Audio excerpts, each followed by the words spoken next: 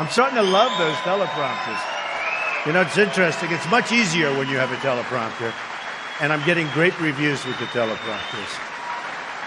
When you stand up and you just go at it, it's much more exciting, however. I want to tell you. I think this crowd, I know the folks from Colorado and they're wild. I think if I used a teleprompter with this crowd, they'd be out of here fast. They'd say, let's get out of here. So I just want to thank, this is a tremendous crowd. We really appreciate it. Set up pretty quickly. Well. So Colorado taught me a lot about politics. I learned a lot because polls came out that I was going to win Colorado and doing really well in Colorado and look good, and I was looking forward to it. And then all of a sudden I didn't get the delegates. I said, but what happened to the vote? Do you remember?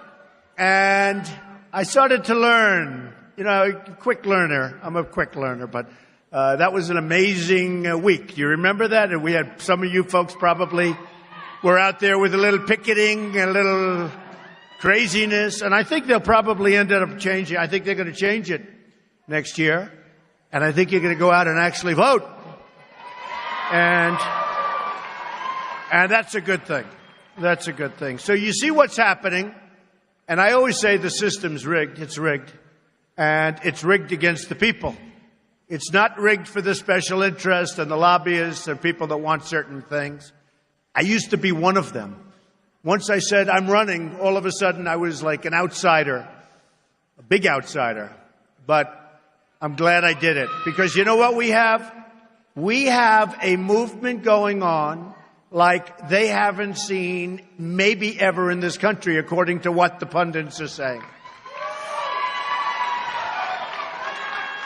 And I tell the story where numerous people, Bill O'Reilly, not so long ago, a few weeks ago, said, it may be the single greatest political phenomena that I've seen in my lifetime. He was talking about his lifetime. And I said, wow, that's a lot of phenomena you've seen. But numerous other people have said it too. And here we stand. And there you stand and sit. Oh, you're able to sit. Oh, that's good. See, we supply chairs. How many people do that? Nobody else supplies chairs. Nobody else does that. Only Trump. Only Trump. That's good. These lights are so bright, I can hardly see who's out. That's a good crowd of people. Wow. That's great. And thank you. Thank you very much. But the system is rigged. And, you know, we went through the primary system, and we did have problems here because, you know, it wasn't a vote. And somebody said I did really well in the polls, and as soon as they saw how well I did in the polls, they went to a delegate system where they just appoint the delegates, and it's all right. It all worked out well. It all worked out well. You know what? In the end, it doesn't matter. Here we are, right? It doesn't matter. And you have some terrific people in the state. Very smart, very good, and they're going to really be helping us in November and before November. But I know how hard they're working in Colorado, and we're going to have tremendous. I think we're going to have a tremendous victory here. A couple of things before I really get going. Colorado, NRA, they're like synonymous. The NRA endorsed me. We're going to save your Second Amendment 100%. We're saving your Second Amendment. And I have to tell you, the NRA, these are terrific people. They're terrific people.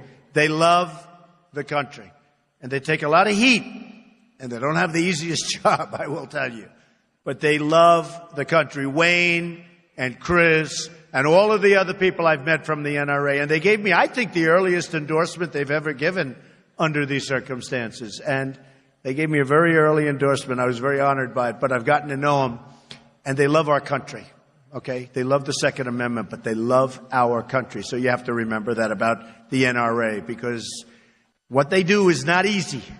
It's not easy, and they're saving the Second Amendment for you. So just remember that, and I'm going to be representing them very well in that regard. The other that we have to talk about is the evangelicals have been so amazing to me. We had an event the other day in New York, right? Any evangelicals in the room? Any evangelicals? But we had an event, and Ben Carson called me, who was a great guy. We love Ben Carson. And he called and he said, you know, Donald, I'd love you to get with the evangelical leaders and Christian leaders all throughout the United States. Not a big deal. It'll take you maybe 15 or 20 minutes.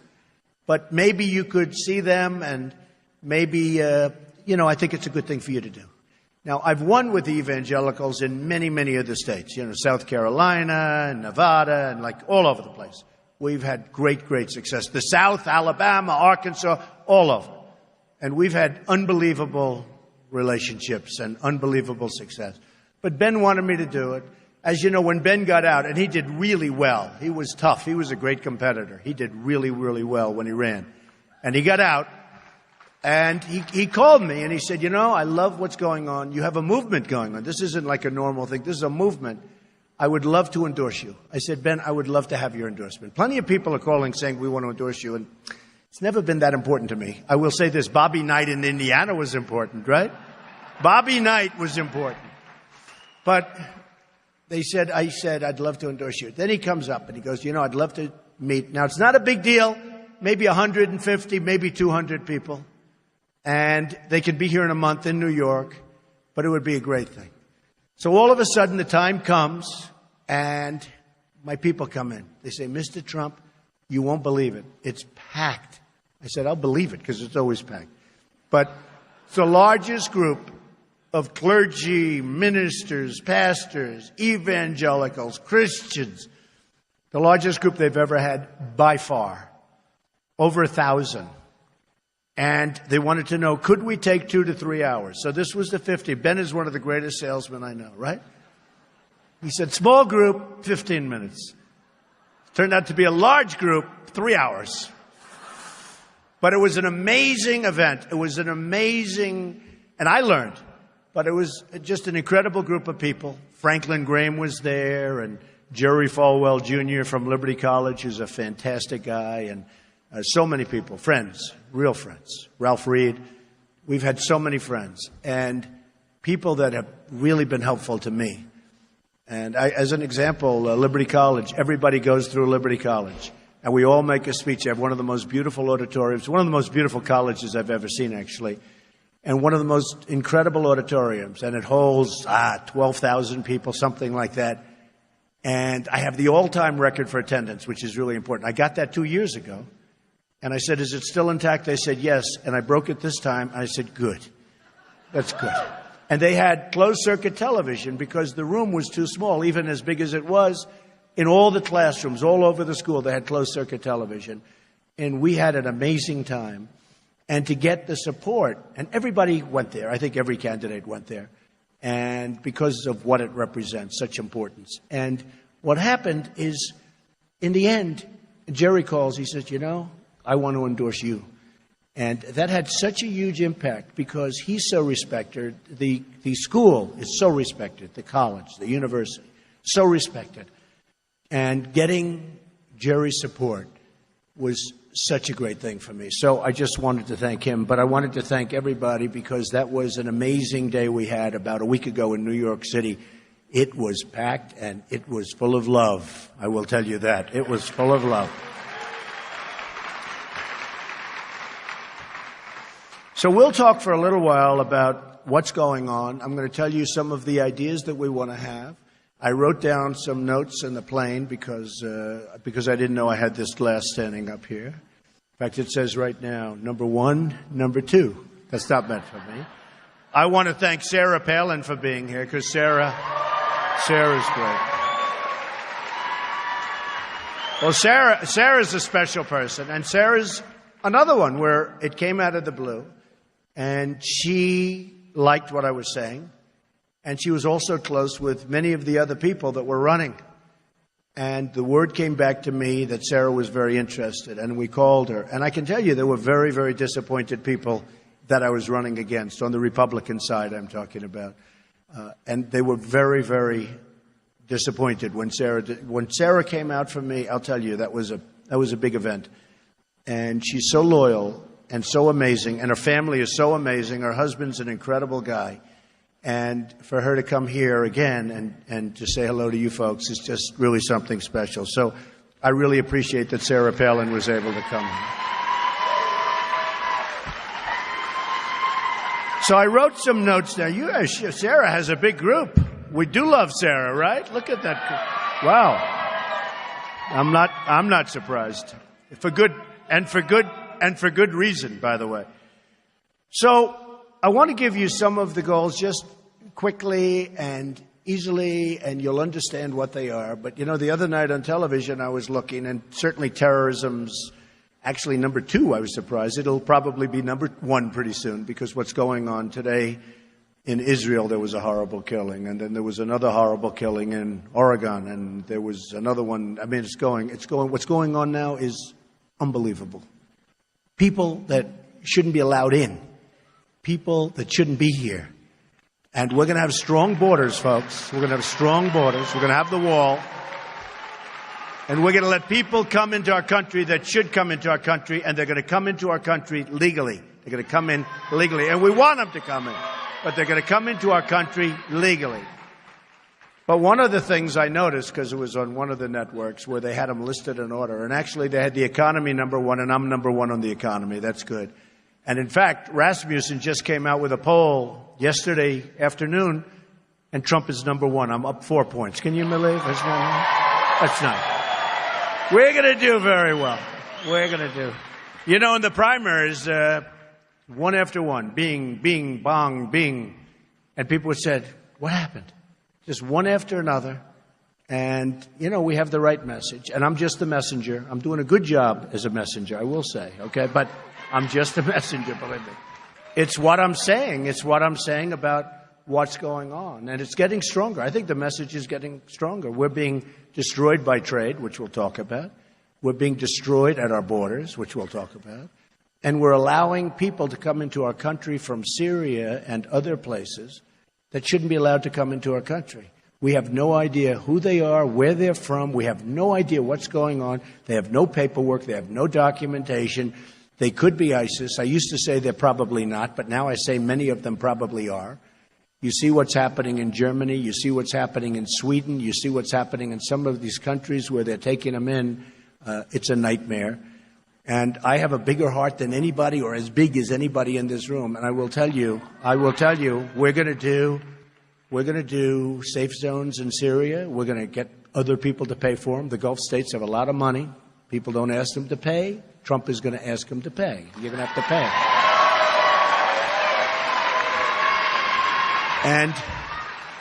And we'll get it done. Believe me, we'll get it done. So one thing I just wanted to say, we're going to repeal and replace Obamacare. Healthcare was third on the list.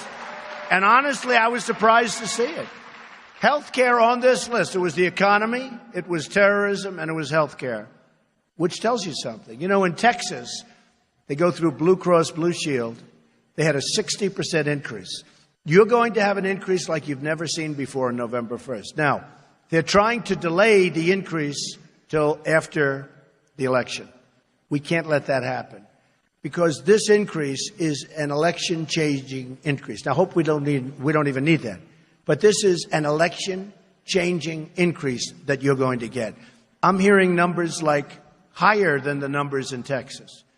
So 60% in Texas going through Blue Cross, Blue Shield, you got the Obamacare, 60% increase. Think of it. Unimaginable. Well, it's also horrible because your premiums are going up, your deductibles are through the roof, and unless you die a really, really severe long-term death, you're not going to use it because your deductibles are so high. Your deductibles are through the roof, and people don't even get to use it. So they're paying more than ever, and they don't get to use it. And we're going to change that. We're going to repeal and replace Obamacare, and we're going to get something so much better and so much less expensive. Okay. I already talked about the fact we're going to save the Second Amendment, right? That's a biggie. We're going to eliminate job-killing regulations. The regulations in this country are killing us. We're going to have massive tax reform and simplification, a big lowering of the taxes, the biggest of anybody by far. Hillary Clinton is raising your taxes. She's raising your taxes substantially, and there won't be simplification. We're lowering your taxes. You watch what's going to happen with the economy. We're lowering your taxes, big league, and tremendous simplification. We're lowering business taxes. We're going to allow money. We have trillions of dollars outside of the United States owned by really the corporations have this money. They can't get it back into the country. And everybody agrees, Republicans, Democrats, that it should come back in. They can't make a deal. That's a deal that would take 5 minutes sitting around a room. But there's no leadership. So we have trillions of dollars. Who would not want to make that deal? They say $2.5 trillion. I say it's over $5 trillion. But whatever it is, it's massive. And companies, corporate inversion. Companies are leaving the United States because taxes are too high. But they're also leaving to get their money. They can't get their money back in. So they leave to get their money. So it's crazy. We're going to appoint Supreme Court justices who you're going to be very happy with. Such a big thing.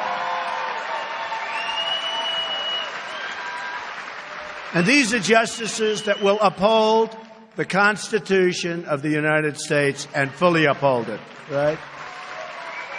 And you know what's going to happen. And I sort of get a kick. You have these people. Look, it was a tough campaign. It was a brutal campaign. Some of the people that do this professionally said it was the most brutal campaign in the history of politics in this country. I don't know if that's true or not, but we started off with 17 people.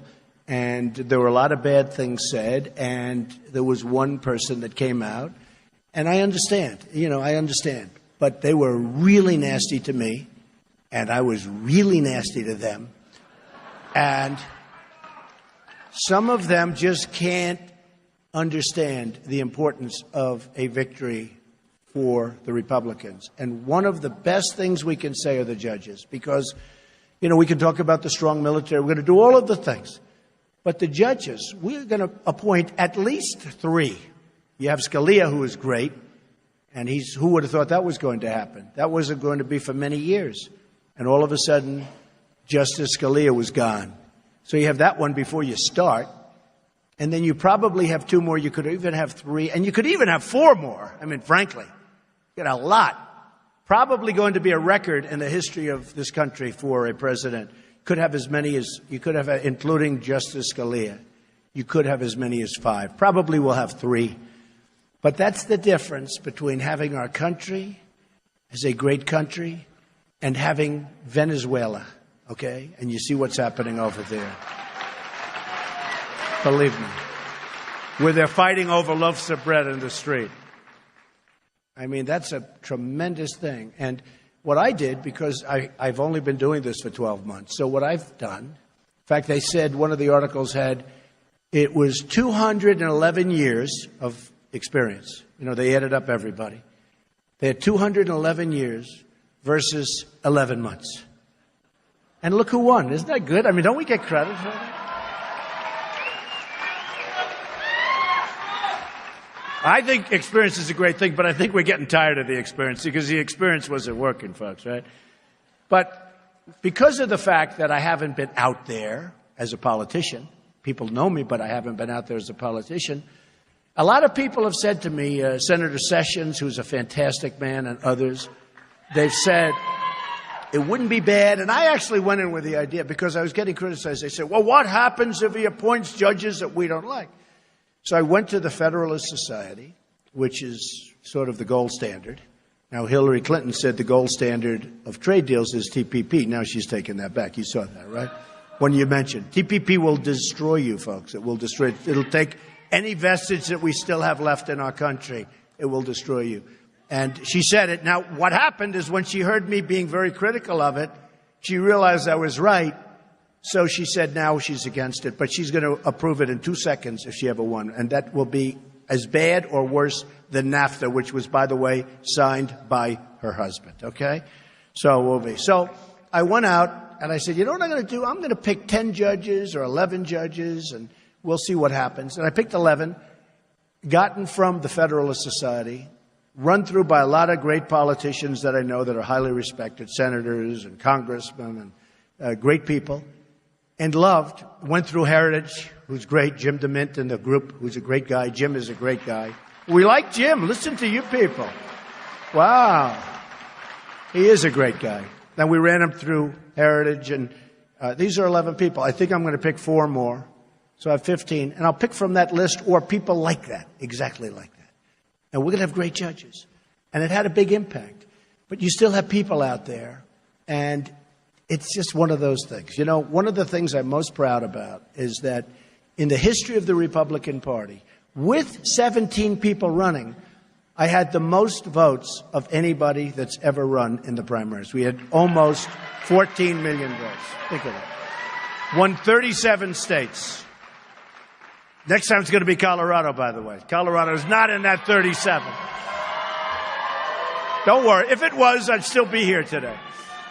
But we had 37 states, and we had the largest number of votes. Now, when you think about it, almost 14 million votes, and it wasn't even close. Ronald Reagan, who we love. You have the Bushes. You have Dwight D. Eisenhower, Richard Nixon, everybody. You have everybody. Just so much more than anybody else. It wasn't even close. But think of it. They would run against 2 people, 1 person, 4 people. When you break that record and you're running against 17 very capable people, that's really a record that is pretty amazing, more amazing than even just winning. So I was very honored by that. We're going to protect our country from terrorism. Okay, folks? We're going to protect our country from terrorism. We are going to be so tough. We are going to be so smart and so vigilant. And we're going to get it so that people turn in people when they know there's something going on. Like in San Bernardino. People saw bombs all over these people's floors. They had bombs all over the floor. They saw it. People saw it.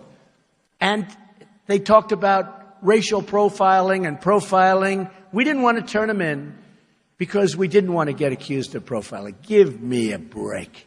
You know what that is? That's a lawyer telling them, listen, you better say that because otherwise you're in big trouble.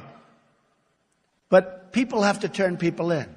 And if they don't turn them in, we're going to have so many of these things. What happened in Orlando is disgraceful. Disgraceful that a thing like that can happen.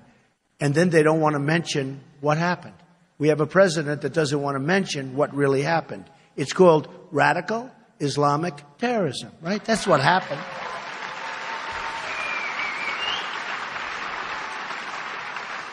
And you have crooked Hillary Clinton that didn't want to mention it either, but we shamed her into it, but she still hasn't mentioned it.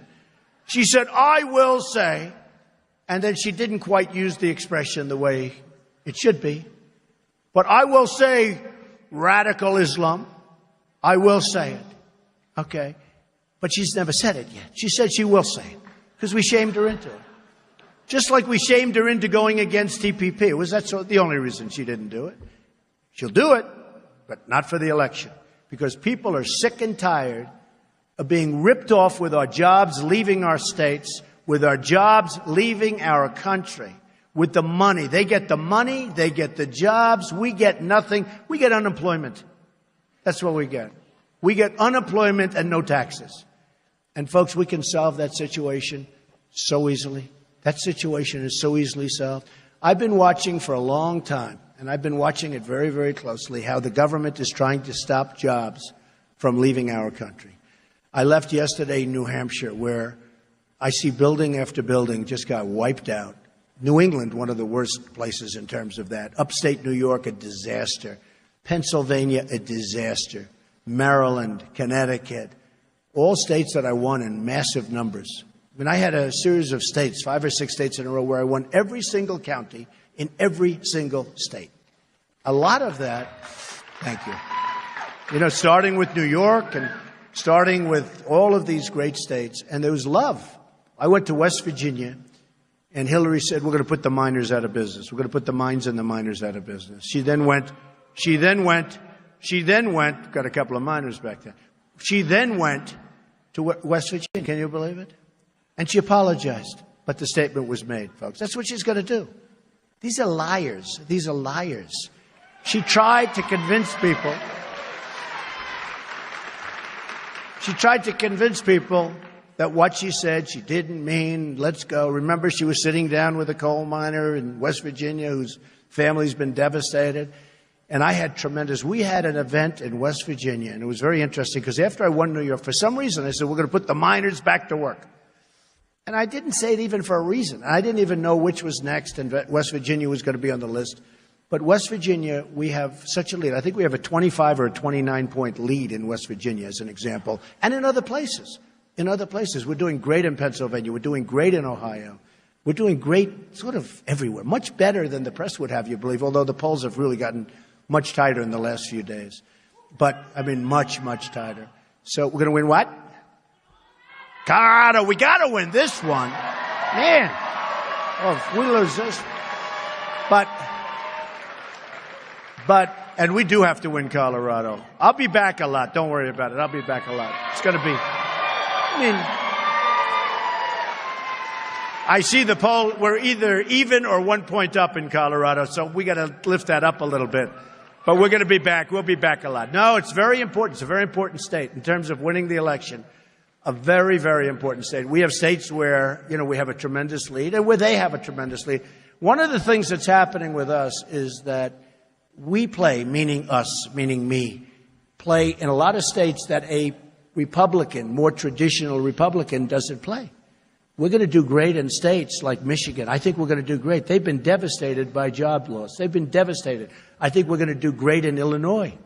Normally a Republican, if somebody else won, they would never go to Illinois. I'm going to spend a lot of time in Illinois. I'm going to spend a lot of time in Michigan. I think we're going to win. I've been talking about cars moving to Mexico, car companies, Ford, moving to Mexico for 2 years, long before I even knew we'd be in this position.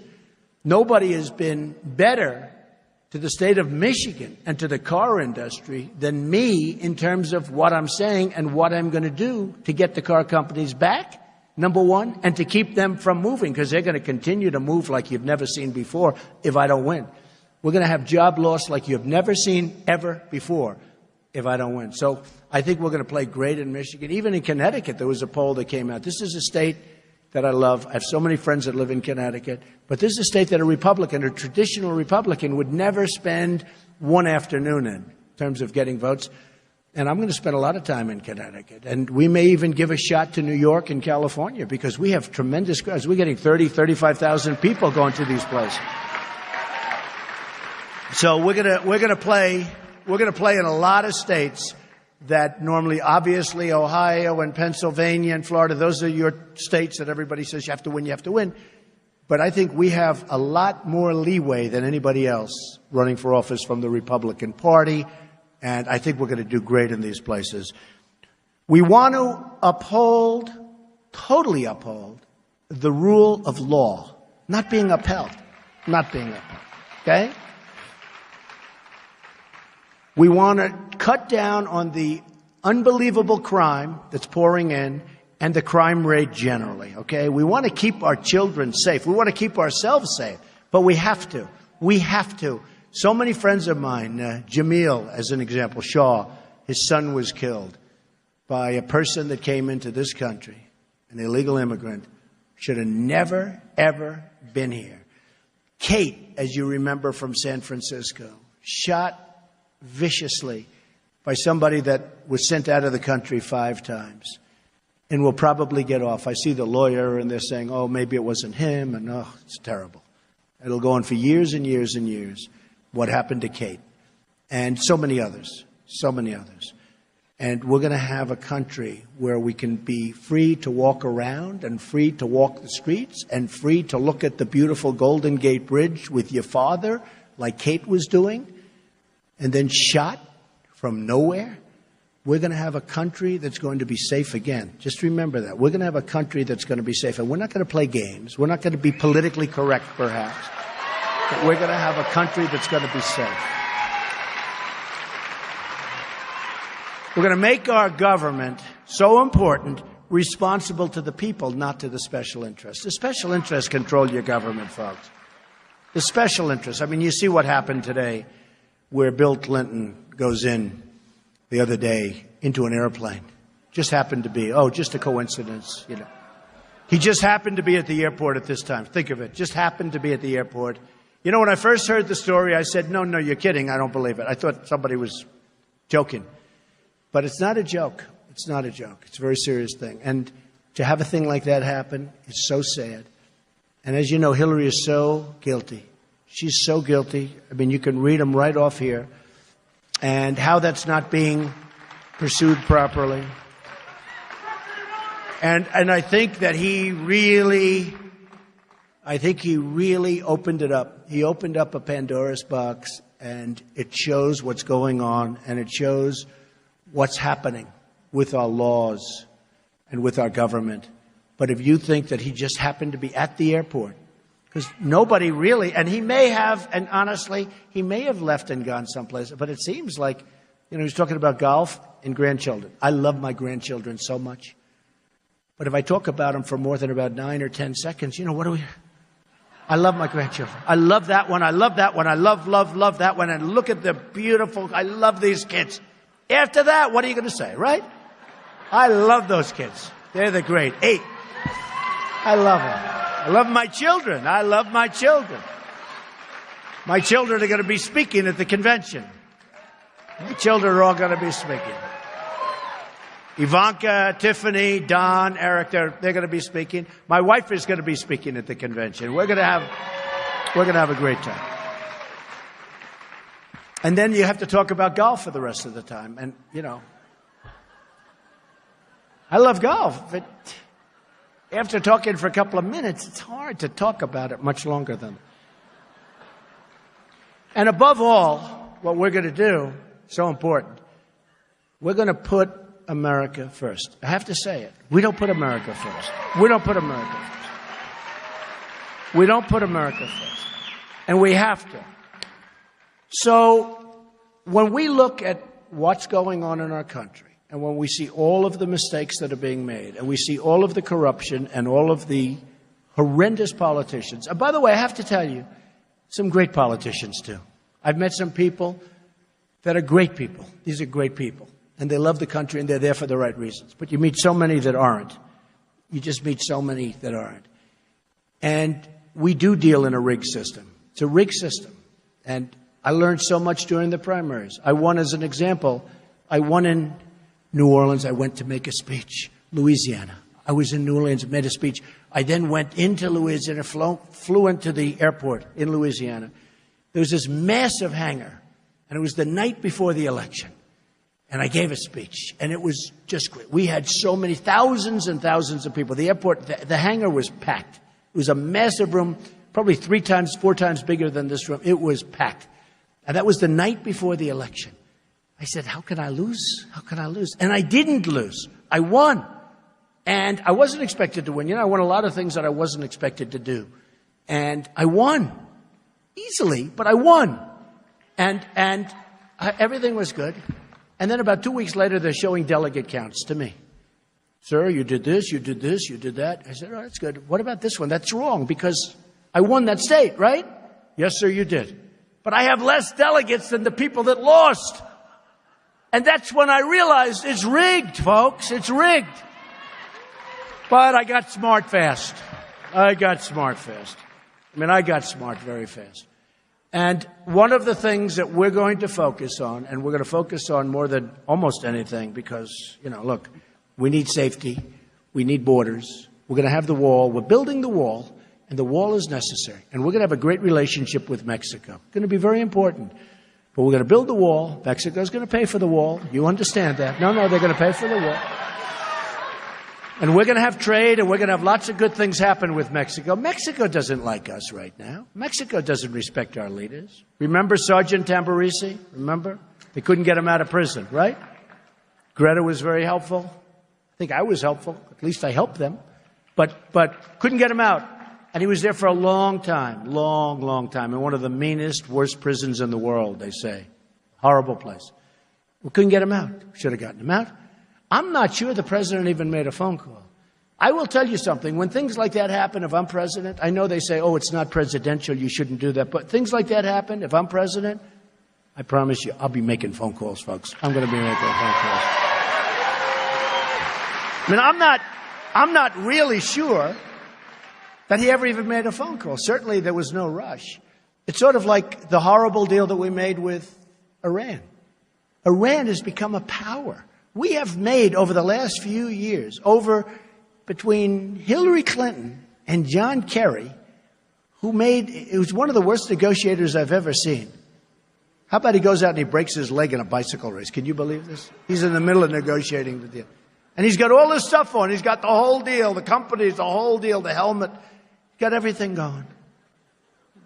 I promise you, I swear to you, I will never be in a bicycle race during a major negotiation. I promise. Never, never. But how about that deal? And if you look, Iran was a country that was in deep trouble. They were doing badly. And then we took the sanctions off. And we should have never taken the sanctions off before we finished the deal. We took the sanctions off before. You know why they're great negotiators? They said, we will not negotiate unless you take the sanctions off. And our guys said, okay. That's what they say. And when they said that, why didn't we say we want our prisoners back? Okay? Because our prisoners were there for years after that started. It's like 101. Trump, the art of the deal, right? 101. We say, okay. And we took the sanctions off. We got nothing for that. They agreed to sit down. They were dying. They were choking. And instead of saying, we'll take the sanctions off, but there's two things. Number one, you got to release our prisoners right now. Number two, we're not going to give you $150 billion back, okay? We're not giving it back. And they're going to say, no way, no way. You know, they're great negotiators. The Persians are great negotiators. They're going to say, no way. In a million years, no way. Then you leave. See, Kerry never got up and left, right? Never got up and left. Then you leave. And by the time you get back to the United States, don't even get off the plane. It's going to turn around and go back. You'll have your prisoners and you won't have to pay the $150 billion back. So sad.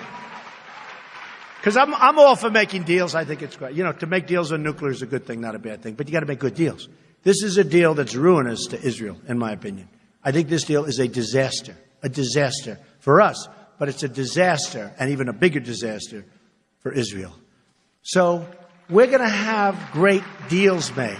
We're going to make smart deals. If you think about it, so you had Iran, which was choking, which had they were literally going to bust up. I mean, they were at a point where they were going to remember the riots, and then Obama gave the regime solace, and they just took care of those riots so easily. There was a time when that could have all changed. It could have all changed. So instead, we have a power, a real power that's fighting us. How about we make a deal? They're in Yemen. We're fighting them in Yemen.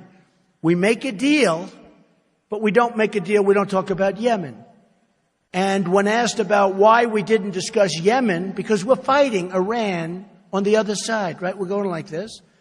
Well, why didn't you put that into the deal? And Kerry said, it was too complicated. What's complicated? What's complicated? We're giving all this stuff away. And they'll have nuclear weapons. They can buy nuclear weapons with the money they have.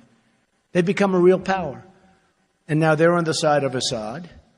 And, you know, that whole debate we'll have to talk about because, you know, I disagree with a lot of the things that a lot of people have been saying about the Middle East and about what we're doing. You know, it was very interesting. We spend tremendous amounts of money protecting other nations that are very, very wealthy. Japan, Germany, Saudi Arabia, South Korea. We spend money.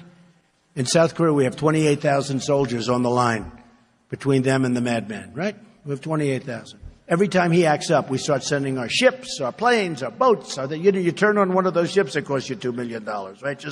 I would say, don't turn on the engine. Save the money. Don't, please. The captain would say, sir, would you like to hear the engine? I'd say, if it was me, I'd say, no, just save the money. Relax. The engine's fine. But it's true. It's true. I mean, that's what they are. It's a different thinking, right? A lot of business people in here, it's a different thinking. There's so much waste. There's so much fraud. There's so much abuse. So we spend all of this money, and I don't want to see them armed. Ideally, I don't want to see them armed. But you always have to be prepared to walk, like Kerry should have walked with Iran. He should have walked, and then he should have said, double up the sanctions, and believe me, you'll be back there within 2 days. All right? And most of that's flying time. No, that's what he should have. But you have to be prepared to walk. He never walked, okay? So he never walked. So what happened with Kerry and what happens with all of us is we have the wrong people. We have the greatest negotiators in the world. Anywhere in the world, we're the greatest negotiators. But we don't use them. We use political hacks. So with Germany, with Japan, with Saudi Arabia, which has nothing but money, if we weren't protecting Saudi Arabia, Turkey, are you from Turkey, sir? Good, congratulations. I actually have a very nice job in Turkey. He's saying, please mention Turkey. Okay. I think he's friend. Are you friend or foe? Huh? I think he's friend. But no, it's true. Turkey, and I do. We have investments in Turkey. I have investments at a lot of different places. But I will tell you, and Turkey, by the way, should be fighting ISIS. I hope to see Turkey go out and fight ISIS, because ISIS has, in a certain sense, taken very serious advantage of Turkey. They've taken advantage. And Turkey has a tremendously powerful military, and they could wipe ISIS out by themselves. I would love to see that. How would we love to see that?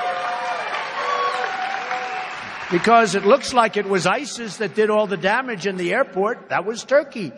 So I think Turkey is all of a sudden going to change and say, that's enough for this. And Turkey has the power to do it, and they have the power to do it all by themselves. They could do it, and they could do it pretty swiftly, too. So with all of these countries, we pay for the military, big portions, disproportionately. So I said, we have to get them to pay us. And I have a very good plan. I was right on NATO. You know, when I first when they asked me about NATO, and I first said my statement, it's obsolete and they don't cover terrorism like they should. And on top of that, the countries of NATO aren't paying what they're supposed to be paying. It was on television. Everybody smiled. Oh, that's so funny. Funny. Like we're a joke. Funny. Then about 4 days later, they said, you know, Trump was sort of right. You have these people that study NATO, but they're so close to it. They're so totally close to it. They can't see the forest for the trees. Does that make sense? So about 4 days later, they said, you know, I said NATO's obsolete, and they don't have terrorism the way it should have. They don't even have the right countries for terrorism, actually. But they don't have terrorism as a big thing. And we're paying for so much, and a lot of these countries aren't paying what they're supposed to be paying, many of them. So we're protecting all these countries. They're not even paying us what they're supposed to be paying, and that's too little. So I made that statement, and I'm telling you, for 3 or 4 days, it was like Donald Trump doesn't know. Now, I'm not saying I'm an expert on NATO. Nobody ever asked me about NATO before. But I have a lot of common sense, and I have a lot of business sense. I built this great company. I built an unbelievable company. I have business sense. So 3 or 4 days later, all of a sudden they start saying, you know, what Trump just said makes a lot of sense. Gee, So 2 weeks ago, I pick up the Wall Street Journal, and on the front page of the Wall Street Journal, headline, NATO to develop new unit for terrorism. That's what I told them. And then it announced one of the top people in the world, it is NATO, right? But one of the top people to be put in charge. Okay? I said, that's what I said. Now, my name was mentioned in the bottom. They said, Donald Trump complained. Oh, great. I didn't complain. I said NATO is obsolete because of that. That didn't mean abandon NATO. It didn't mean anything. Either you fix it or you have to develop something having to do with terrorism, but it's obsolete. We have a different world today than we had 40 years ago and 60 years ago. We have a different world. Even the Soviet Union is now Russia, but let's say Russia's damn strong, so leave it for that. But you know what? It's a different world. And I see things that a lot of people don't. I said, take the oil. You shouldn't. I also said, don't go into Iraq. It's a big mistake. You're going to destabilize the Middle East. They went in. But I also said, don't go out the way we went out. We just went out. President Obama announced we're going to be out by a certain date. The only thing deceptive about that was the enemy said nobody would have said that. So I don't think they believed it. And then the date happened, we left. And, you know, this all led to the formation of ISIS and lots of other things. But I said, when you go out, take the oil, right? How long have I been saying that? For years. And, you know, on television, they say, before I did that, they say, what is your plan? What is a plan? I said, I don't want to really say, because I have a really good chance of being elected. And I don't want to talk about it. You know, General Patton didn't sit on television and say, Let's see, on July 16th, we're going to attack ISIS from behind. Where they're going to knock out a battalion over here, and we're going to drop so many bombs at this quadrant, and we're going to get, here's my plan. And by the way, everything, do you ever notice? Everything we do, it's always hard because we always have to say. So I say to the television people, I don't want to really tell you. I was on Bill O'Reilly the other night. I said, Bill, I don't want to really talk about it. Believe me, I know what I'm going to do. We're going to knock the hell out of ISIS. I don't want to really too much talk about it. But here's the problem. You got to get elected, so you got to talk about it. It's a little defective. You got to get elected, so you got to talk about it. So I said I'd go in with NATO, and I'd make NATO do something. And I'd go in, and I'd also get all of the countries around there that are really involved and have to be involved. And I'd go, and you got to clean it up, because these people are chopping off heads. They're drowning people. We're not allowed to waterboard, right? We can't waterboard. They're allowed to chop off heads. They're allowed to drown people. I said the other day, when they go home and they're together and they just chopped off 50 heads, drowned 200 people, and then they say, in the United States, they don't allow waterboarding. They think we are so stupid. They think we are so weak. They have no respect for us whatsoever. And remember this. The only thing they understand is strength. They don't understand kindness. They don't understand political correctness. The only thing they understand is strength and toughness. And we're weak. We're weak. And Hillary is weak as you get. Hillary is a weak person. She's a weak person. They will not understand Hillary. They want her to get in so badly. The last person they want to see become president of the United States, believe me, is Donald Trump. I can tell you that. That's the last person.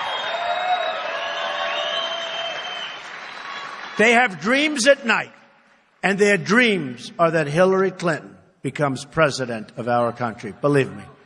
So we need to show toughness. We need to show strength. We have to level the playing field. We don't have a level playing field. We don't fight to win anymore. We don't win anymore.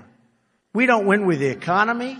We got China ripping us off. We have Japan ripping us off. We have Mexico beating us at the border, beating us on trade, taking all of our companies. I mean, they're taking tremendous numbers of companies.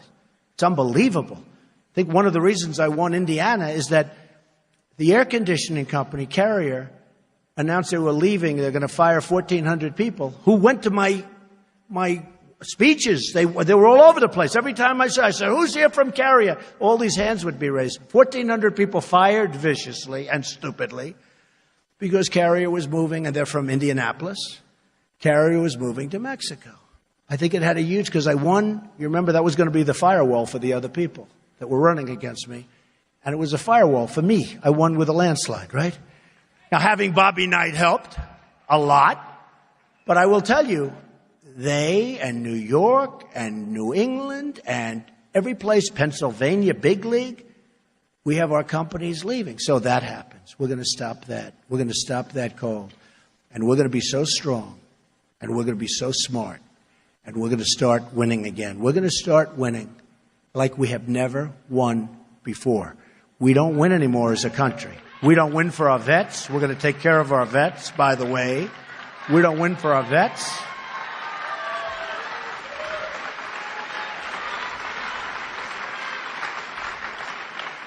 We don't win for anything.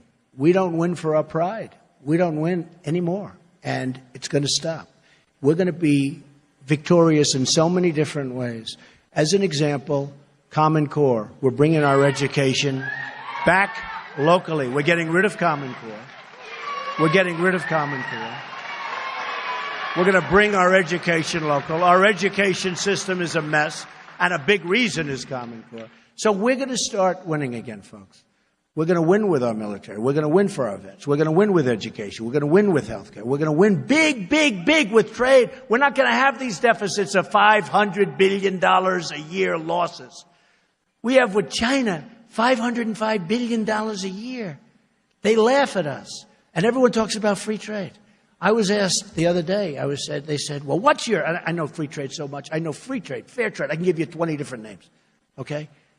They said, well, what's your definition? What do you like? I said, I like trade where we make great deals for the United States. That's what I like. That's my definition. That's my definition of trade.